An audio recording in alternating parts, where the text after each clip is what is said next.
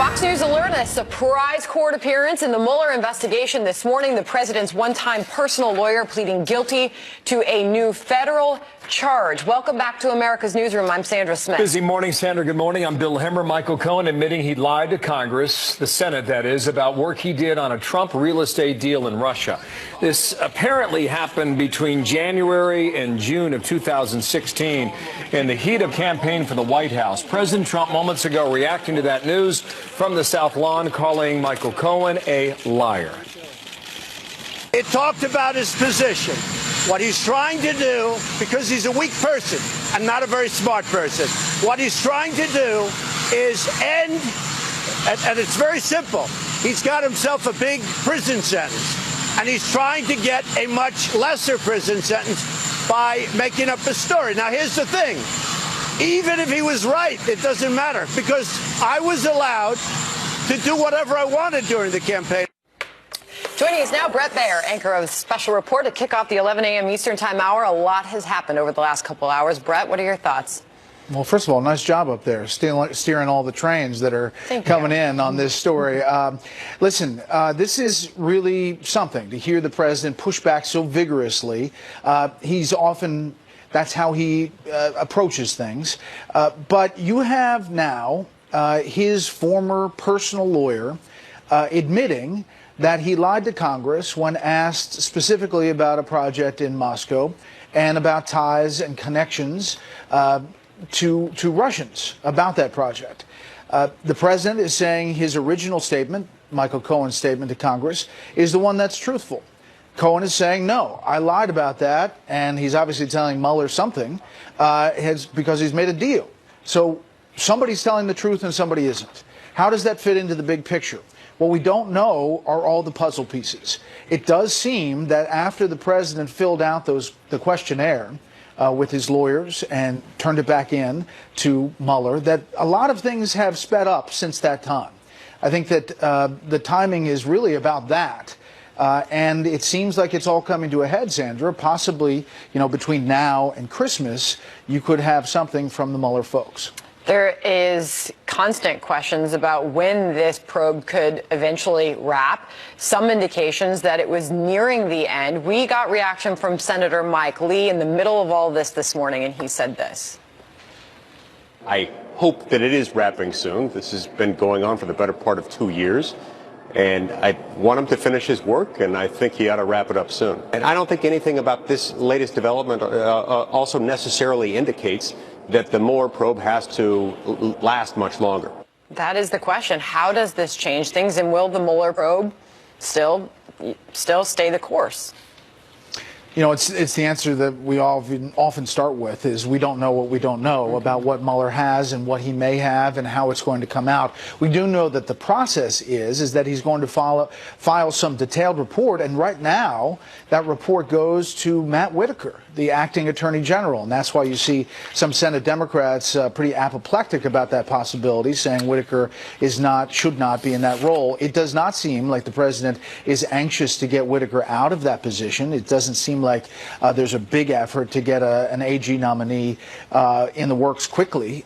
So that's the process we're dealing with here, and how that all fits together, the puzzle pieces, that's what we're trying to, it's a lot of speculation. In the reaction from the president we just heard a few moments ago on his way to the G20 summit, he said this outside the White House, called his ex-lawyer a weak person, not a smart person, claims he's lying to get a reduced sentence. He concluded all of that by a final question saying he's not worried at all about him, but his tweeting before the surprise court appearance by Michael Cohen this morning, this was one of them. Did you ever see an investigation more in search of a crime? At the same time, Mueller and the angry Democrats aren't even looking at the atrocious and perhaps subversive crimes that were committed by crooked Hillary Clinton and the Democrats. A total disgrace.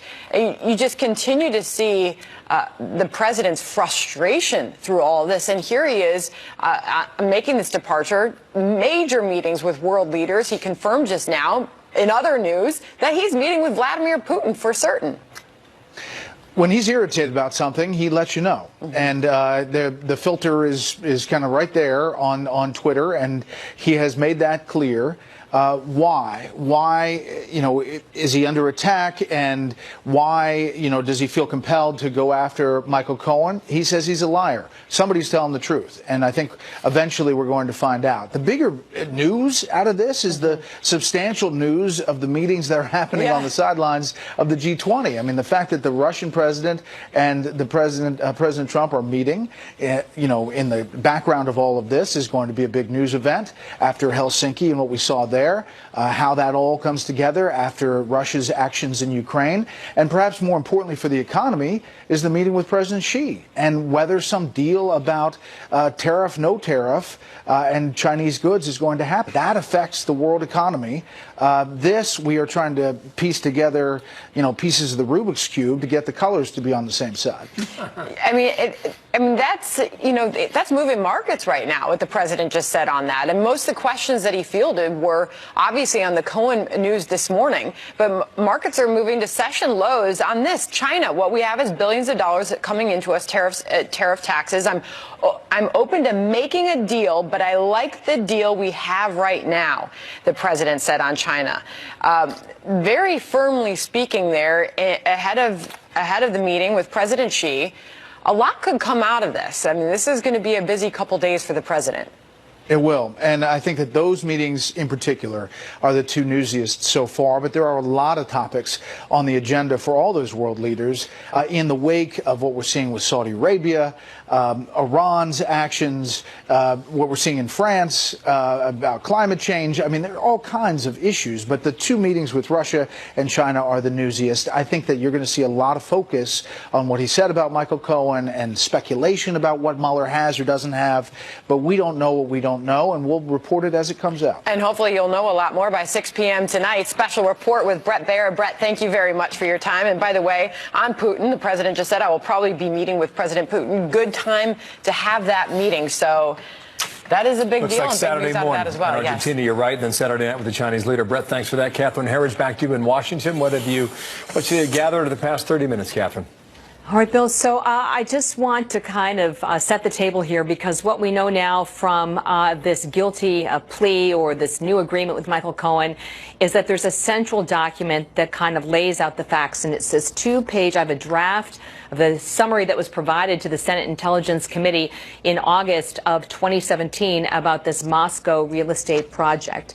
What Cohen has said this morning is that he lied about when they had discussions about this real estate project in Moscow, and that he also lied about how extensive the conversations were with specific individuals about traveling to Moscow. And what he told the Senate committee, I'm going to read it here, is the following. On the timing, he said the proposal was under consideration at the Trump Organization from September 2015 until the end of January 2016. What he's told the court this morning is that, in fact, the discussions continued until June of 2016, so several months later. In addition, he goes on to discuss possible travel to Moscow connected to this project. He states, I never considered asking Mr. Trump to travel to Russia in connection with this proposal. I told Mr. Sater that Mr. Trump would not travel to Russia unless there was a definitive agreement in place. To the best of my knowledge, Mr. Trump was never in contact with anyone about this proposal other than me on 2 occasions, including signing a non-binding letter of intent in 2015. I also just want to read the final section of this document, because I think that this is newsworthy as well. It says, the Trump Tower Moscow proposal was not related in any way to Mr. Trump's presidential campaign. Moreover, the proposal had nothing to do with any alleged collusion with Russia regarding the U.S. presidential election. Both I and the Trump Organization were evaluating this proposal and many others from solely a business standpoint and rejected going forward on that basis. I spoke with someone who is close to the Trump legal team this morning about the developments, and the question they tabled was, how is a change in the timing and any discussion of travel material to a crime of collusion? Because the one fact that has been a constant here between the statement to Congress and now the statement to the court this morning is that the deal fell through. It never went through. So how is the change in the timing, as well as the conversations, material to a crime in this particular case? What we don't know at this point is how this Russian-born real estate developer, and as I recall, one time sort of snitch or informant for the FBI, Felix Sater, sort of figure in the mix. I know that's kind of a whole nother discussion, but there were emails between Felix Sater and Michael Cohen in 2015 and, as I recall, into 2016 about the project and what Sater billed as the benefits of the project and developing a relationship with Moscow. But again, Catherine, the deal never went through. So that's sort of a big question. To the part of the court documents that you were just reading to us. I want to quote the president, okay? When I run for president doesn't mean I'm not allowed to do business. I often joke that I was the only person that campaigned and ran a business. And then he later said, we had a position to possibly do a deal in Moscow. I decided not to do it. I was focused on running for president. There would be nothing wrong if I did do it. Is anything in this document today on behalf of Michael Cohen, does it contradict anything he just said? You know, it's, I'd say what was tabled in court today doesn't conflict with that. And when I look at this two-page summary that was provided to the Senate Intelligence Committee, the one area that there does appear to be a conflict is that Cohen told the Senate Intelligence Committee, to the best of my knowledge, Mr. Trump was never in contact with anyone about this proposal other than me on 2 occasions, including a signing non-binding letter of intent in 2015. I'm not sure that amounts to a conflict, but it seems consistent with what the president is saying. I'm asking you to do a lot with this live interpretation here, and sometimes that's not fair to do, and with all regards to your efforts down there in Washington, and we'll see whether or not this conflict. But this is the key document. The key document is a 2-page summary about the Moscow proposal. We have a draft copy of that document. That document makes specific statements about the timing when they considered it, and also discussions about traveling to Moscow. But at the end of the day, the consistent fact is that the deal didn't go through and no one traveled to Moscow. And the question from a legal point of view, I'm not a lawyer, but I've covered a lot of this, is how that difference in the timing is material to an actual crime bill. And we're trying to figure out if this moves the ball forward, and if so, by how much. Thank you, Catherine. Catherine Herridge in Washington. More reaction to Michael Cohen's guilty plea. Senator John Kennedy saying we need to wrap this up. It's been 17 months. Next up, we get reaction from Senator John Thune. He will join us live next. He was convicted of various things unrelated to us. He was given a fairly long jail sentence, and he's a weak person. And by being weak, unlike other people that you watch, he's a weak person, and what he's trying to do is get a reduced sentence. So he's lying.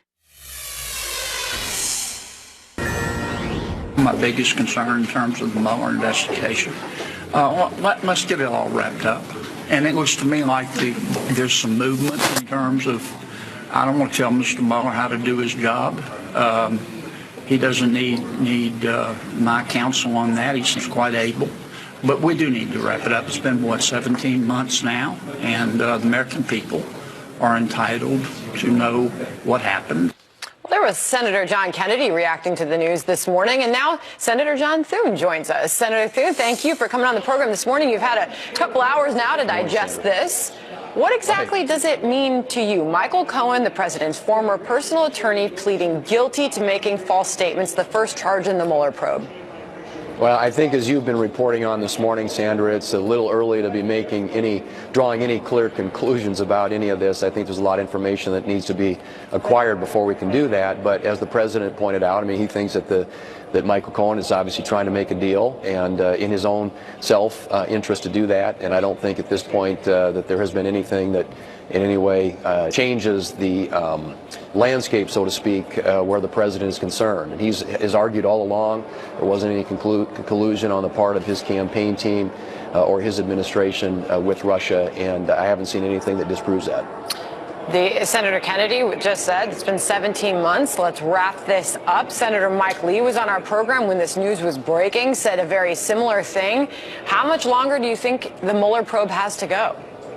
Well, I think that's right. I mean, all of us have said we want it to be thorough. We want him to complete his work. But at the same time, it can't just go on forever. And the longer these things drag on, it's just it gets, I think, very wearing on the American people. And there should be a point at which they've done their work. They've asked every question they possibly can. They have interviewed every person they possibly can, and it's time to move on. The president has important work to do for the American people. Obviously, this has been a big distraction. At some point, the conclusions need to be filed. The report needs to come out. We need to know what happened. But I agree with my colleagues that the time, I think, has come to start drawing this to a conclusion. Meanwhile, the president made all these comments, such as calling Cohen a weak person and claiming he's lying to get his reduced sentence. He made all these comments as he was departing for the G20 summit. This is going to be big, and he made some news there outside of the White House saying about his meetings with world leaders. President Xi, obviously, he'll be meeting with, but President Putin of Russia, I will probably be meeting with Putin. A good time to be having this meeting. This is going to be a big couple of days for this president. No question about it. There's a lot going on in the world. The world, as we know, is a very dangerous place. It's also, in terms of the economic interest that we have at stake, particularly with regard to the relationship with China, is critically important to our economy and obviously the people that I represent, farmers and ranchers in the middle of the country who export a lot of the commodities, things that they raise and grow, to places like China. So I'm hoping that there will be some constructive discussions that get held and hopefully some forward progress with respect to the trade relationship that we have with China, that they will end some of these trade abuses and create a more level playing field for businesses in this country, farmers and ranchers in this country to compete on. And with respect to Russia, I hope the president delivers a very stern message, and I hope he uses this opportunity to unify the international community against what the Russians are doing and make it very clear that this flagrant violation of Ukraine's sovereignty and of international law won't be tolerated. Finally, Senator Thune, going back to China for a second, he said, I'm open to making a deal, but I like the deal we have right now. Does that leave you more optimistic than you were heading into this about a deal happening? Well, I think that the thing that the president is his thing. He loves to negotiate, and obviously he likes to go into a negotiation with as much leverage as he possibly can have. And I do think that this president, with respect to how he's handled the situation with China, is projecting strength, and the fact that China needs America more than we need them. And I think that, I'm hoping at least, that as a result of the discussions that occur in Argentina and then hopefully subsequent to that, that we end up with a new trade deal with China that actually does open up their market. It gives them it gives our producers the access to their market, the same access that their businesses have to ours. And I think in the end, that's what he's trying to get. He's trying to create fairness in terms of the trade relationship we have with a country in the world that in the past has stolen our intellectual property and manipulated their currency and done a lot of other things that we don't like. Senator John Thune, a breaking news morning. We're thankful for you joining us. Good perspective and good to get your thoughts this morning. Thank you, sir. Remember, Michael Cohen's original connection was this whole thing with Stormy Daniels. There is news on that front. We're going to get to that coming up next, right here as our coverage continues. Meet the Ninja Foodie.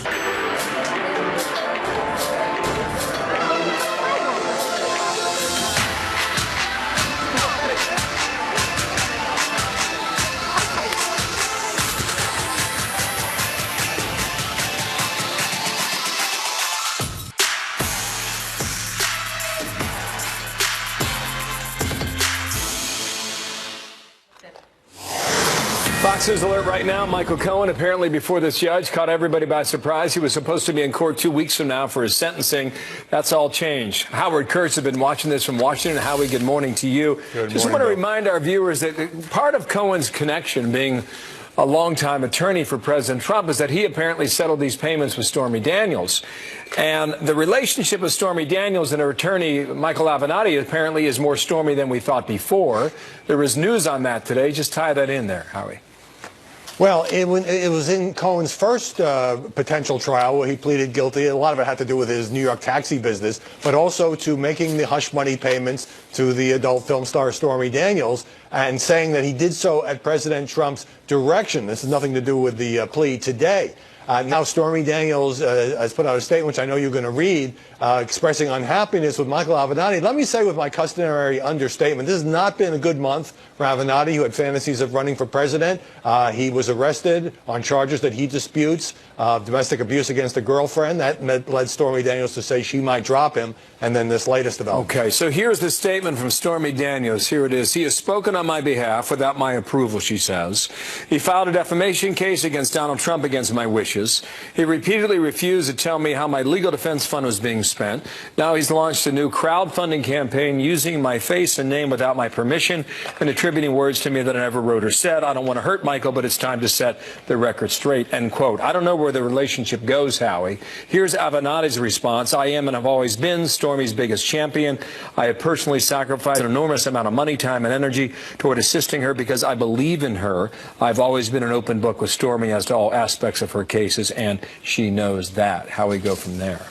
Well, for Stormy to say that Avenatti actually filed a defamation suit against the President of the United States against her wishes is a pretty serious charge to make against a lawyer. So it seems to me like this relationship, which of course made Avenatti into a big cable news star, is heading for divorce. But the Michael Cohen connection is interesting because, you know, the press has long viewed Cohen as being sort of a sideshow, not as important as Paul Manafort. But because he was Trump's longtime personal lawyer, he not only knows about the Stormy payments, which of course may be personally embarrassing to Donald Trump, but today's plea, you know, the president coming out, as we saw moments ago, and saying that Michael Cohen is a weak man and he's lying to get a more lenient sentence, he probably had no choice but to plead guilty to lying to Congress, because the special counsel has emails showing that he, Cohen, continued to talk, or at least try to talk to Moscow about this potential Trump Tower in Moscow. Now, the president's right. As a businessman running for president, he had every right to pursue this project. It wasn't a secret. But with Cohen talking to Moscow about this beyond the point where everybody said it was dead, it raises for Bob Mueller the prospect of the president having a financial interest in dealing with Russia during this time. Later, of course, the whole question of hacked emails and Russian collusion. I'm not saying there's anything there. The project never went anywhere, but it's another piece of the puzzle, and I think Cohen could be potentially more troubling for the Trump camp than Manafort. We shall see then. Thank you, Howard Kurtz in Washington. Thank you, sir. Good to see you. Sandra. Well, more on the Cohen matter for you in just a moment, but another big story that we're watching this morning, the migrant caravan re-sparking the debate over funding the border wall. Will the president shut down the government if Democrats don't budge on this issue? Arizona Congressman Andy Biggs will join us live to weigh in next. Everything he was concerned about with the caravan is coming true. And if you don't see this as a major problem for Mexico and the United States, you just hate Trump way too much. New York City, Lower Manhattan, a bit earlier today, 2 hours ago, Michael Cohen, the former personal attorney for the president, admitted in court to making false statements back in 2017 to U.S. senators about a plan to build a Trump Tower in Moscow. The president has responded by saying that Michael Cohen is lying, trying to get a reduced prison sentence. So all this is moving back and forth today. Where it goes, we do not know, but this was a surprise appearance on behalf of Cohen. We'll watch it for you as we move throughout the day here. Sandra, in the meantime, 11:33. Here we go. The president took off just a short time ago, heading to the G20 summit in Argentina. He's got a jam-packed schedule, more than half a dozen high-level meetings with foreign leaders in just 48 hours. Trade, China, Russia, all big topics on the agenda. White House correspondent Kevin Corke is live in Buenos Aires. Kevin, is it fair to say the president's looking forward to this gathering? To be frank, he loathes this sort of gathering, right, where you sort of get multinationalists and globalists together and they collude, in his opinion, at the expense of the American worker and the U.S. economy. Now, that said, he is a deal maker, and so, yes, this is an opportunity for the president to come here. And you and I have talked about this idea, Sandra, a number of important meetings in the offing for the president and U.S. officials with a number of stakeholders, global and regional. So as it stands, we know that the president and the U.S. delegation will meet with Argentina, Japan, Germany, South Korea, Turkey, India, and then the two big ones over there on the right of the screen there, Russia and, of course, China, about which the president said this on Twitter this morning. Billions of dollars are pouring into the coffers of the USA because of the tariffs charged to China. And there is, he said, a long way to go. He added this: if companies don't want to pay tariffs, build in the USA. Otherwise, let's just make our country richer than ever before. Now, that reference to tariffs, Sandra, is a result of unfair trade practices, barriers to economic entry for American products and businesses, as well as outright theft of U.S. intellectual property. That's how White House officials will tell you this has all come about. And that strategy, what the president says is meant to get Beijing to play fair, is precisely what he told the American people he'd do. I think we're very close to doing something with China, but I don't know that I want to do it, because what we have right now is billions and billions of dollars coming into the United States in the form of tariffs or taxes. So I really don't know, but I will tell you that I think China wants to make a deal. I'm open to making a deal, but frankly, I like the deal we have right now. So if you listen to the way he described that, Sandra, clearly the president is rather pleased with how things are going with respect to those additional payments. But time will tell if there will be any sort of headway made here at the G20, Sandra. Sure will. Kevin, and the president confirming the planned meeting with Russian President Vladimir Putin is on. What can you tell us about that? Yeah. Well, listen, there had been a great deal of question about whether or not that meeting would actually take place, to be candid with you, because I know that you and I talked about this idea that with everything that's been happening with Moscow, its aggression toward its neighbors in the region, most notably meddling the affairs of Ukraine, well, you could see how maybe or maybe not this meeting would actually take place. Now, to be fair, let me just add this. Concrete deliverables is what this is all about. You want to come to a big summit and you want to have deliverables. Well, that's difficult, especially when you consider the Kremlin's recent attack on and seizure of Ukrainian vessels in the Sea of Azov. In response, by the way, Ukraine is now asking NATO warships to patrol that region. So what will that meeting look like on Saturday? I can't wait. I'm sure the president's feeling the same way. Of course, we'll have all the details as we continue our coverage, not just today, but throughout the conference. But for now, back to you, Sandra. Kevin Cork, thank you. Another alert now. Fox's alert on the caravan showdown. The Justice Department now sending agents to the southern border in response to a call from Homeland Security. DHS reports 600 known criminals and gang members are in that caravan. They also report one's a member of MS-13. Republican Andy Biggs from Arizona, House Judiciary Committee. More, sir, good morning to you and welcome back here. I'm looking at 33 DEA agents, 10 U.S. Marshal Services agents. Trump administration officials saying we're building a team down there. What does that team do? How is this resolved, sir? Well, what we've seen is the caravan is exactly what we thought it was. It consisted of a lot of people who have malevolent intentions.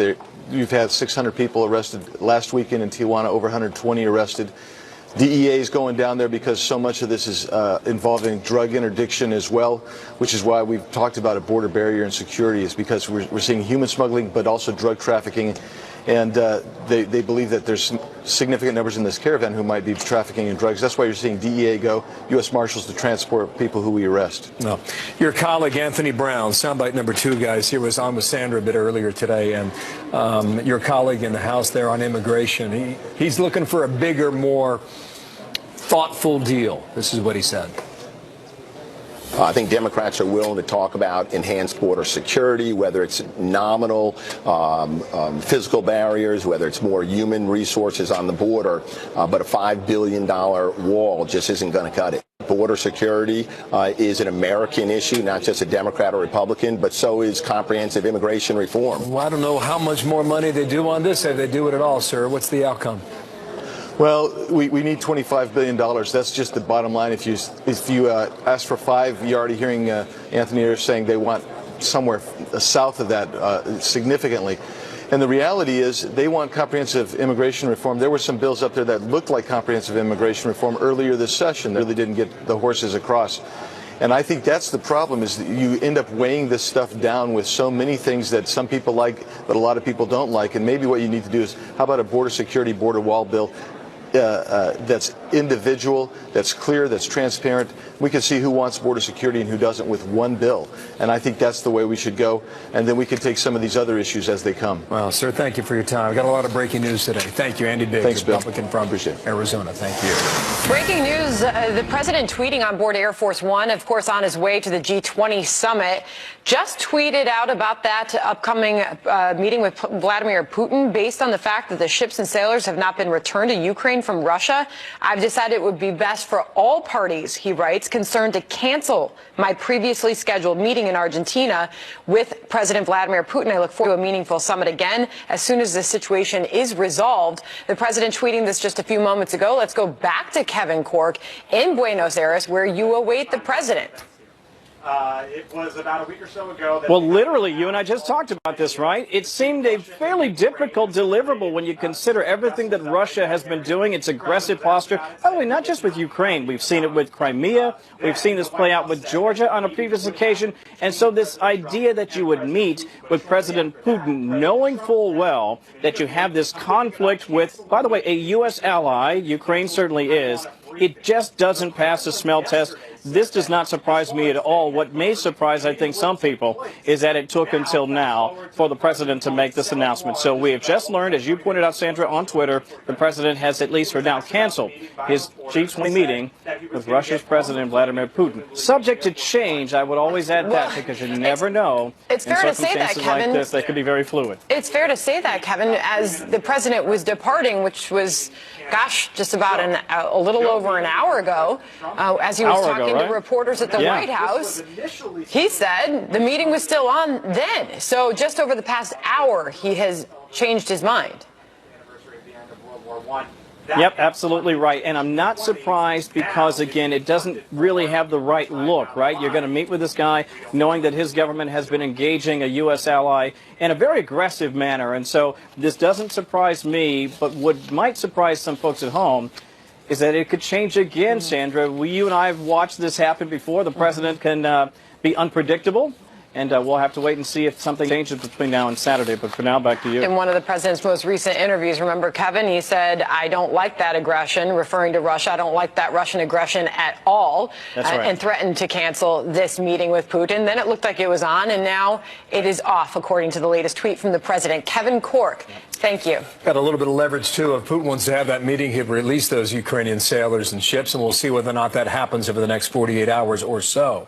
Also, a lot of reaction to Michael Cohen news today, pleading guilty to a new federal charge of lying about the work he did during the Trump years and a real estate deal apparently in Russia. How does that fit into the Mueller matter? How does that move the ball forward, if at all? Next. Clearly, the Mueller investigation is starting to really accelerate. He did what he should have done, which was take a low profile in the 2 months before the election, but it's starting to accelerate now. A big meeting, G20, is going to get underway later today and into the weekend. Significant meetings were scheduled, one including with Vladimir Putin, and that now has been canceled. Here's the tweet from Air Force One. Based on the fact that the ships and sailors have not been returned to Ukraine from Russia, I've decided it would be best for all parties concerned to cancel my previously scheduled meeting in Argentina with President Vladimir Putin and look forward to a meaningful summit again as soon as this situation is resolved. End tweet. Now, we were told they would meet for 2 hours on Saturday morning. Maybe that still happens if Putin is willing to return the sailors and the ships back to Ukraine. So we'll watch this story and whether or not that meeting will go back on the schedule. Saturday night is the big meeting with President Xi from China. So we're watching all of that now. On board and off we go. He was convicted of various things unrelated to us. He was given a fairly long jail sentence, and he's a weak person. And by being weak, unlike other people that you watch, he's a weak person, and what he's trying to do is get a reduced sentence. President Trump slamming Michael Cohen earlier as his former attorney pleads guilty to a new federal charge admitting he lied to Congress about a Trump real estate project in Russia. John Yoo is a former deputy assistant attorney general, now a law professor at the University of California at Berkeley. John, thank you for coming on the program this morning. What can you add to what we know and what we're learning about all of this morning? So one thing is this is not a harm to Michael Cohen, but this is a harm to the president. Because if you look at what Michael Cohen's pled to, the likelihood that he's not going to serve any significant jail time for this, to me, this reads like the independent counsel, Robert Mueller, giving a reward to Michael Cohen for a lot of cooperation. And if I were the president's lawyers, I would be worried because I don't know exactly what Cohen's been saying. On the upside for the president, as he just said in the clip that you just played, even what Michael Cohen is pleading to here doesn't involve any kind of law breaking by candidate Donald Trump during the primaries. The claim here is that Michael Cohen was trying to do a business deal in Moscow, and it went past the January 2016 primary date that Cohen had earlier testified to before Congress. So he's being convicted not because he did anything illegal trying to do the deal. He's being convicted because he lied to Congress. And there doesn't seem to be, if you look at the plea agreement and you look at the indictments, there's a mention that he might have discussed it with Trump, but we don't have anything in there that actually verifies what Trump said in response. What implications does this have overall? You're suggesting the president and his legal team should be worried. Obviously, people hearing that would want you to be more specific, but what implications does it have overall for the Mueller probe? As we've heard from so many who want this thing wrapped up, it's just gone on too long. Well, you can see the signs. Again, there's good and bad for the president and his team and for Mueller and his team. On the good side, I do think Mueller is starting to wrap things up. You had the appearance in court a few days ago about Paul Manafort not cooperating under his plea bargain. That you would do if you were fairly confident in everything you had. You don't need Paul Manafort anymore, and you're bringing the conclusion to the investigation. Same thing with Cohen here. I think you don't go in public and provide this kind of reward to Cohen for cooperation until you're nearing the end of the probe. The downside is, if you look at what Mueller's pursuing, to me, this is part of the investigation that's trying to show contacts where the Trump campaign was trying to reach out to Russia, in Mueller's view, trying to reach out to Russia, get assistance from Russia monetarily or by getting information on Hillary Clinton or allegedly helping break into the emails. So that part, I don't think in the end there's enough here still for Mueller to indict a president, and of course Justice Department doesn't think it can. I only have a short time left here, but I want to just get this reaction in from the Democrat senator from Connecticut, Richard Blumenthal, as we continue to get reaction. Listen. This Cohen guilty plea is another piece in the mosaic that could really provide a deeper insight into the full picture of the president's liability here. Criminal culpability and conspiracy involving Michael Cohen have always been front and center, and his guilty plea opens a new avenue investigation. As you heard there, the senator suggesting this guilty plea opens a new avenue of investigation. Your final thoughts on that before we let you go? I don't think this is a new avenue. I think this is an old avenue. I think you're seeing Mueller start to close it down. What Mueller seems to me to be doing is sort of building the facts for the report that he may issue to Congress, even a referral to impeachment. These are not things you could indict a president for, a sitting president for, as violating the law, but it adds to the long list of things that Mueller might think Trump has somehow crossed an ethical line and that would be better handled by Congress and impeachment proceedings than a criminal trial. John Yoo, thank you for your time this morning, sir. Thank you, Sam. Back to the news again from Argentina. There will be no meeting with Vladimir Putin and President Trump. We will follow all of that. Kevin Quirk back live in Argentina and more coming up next.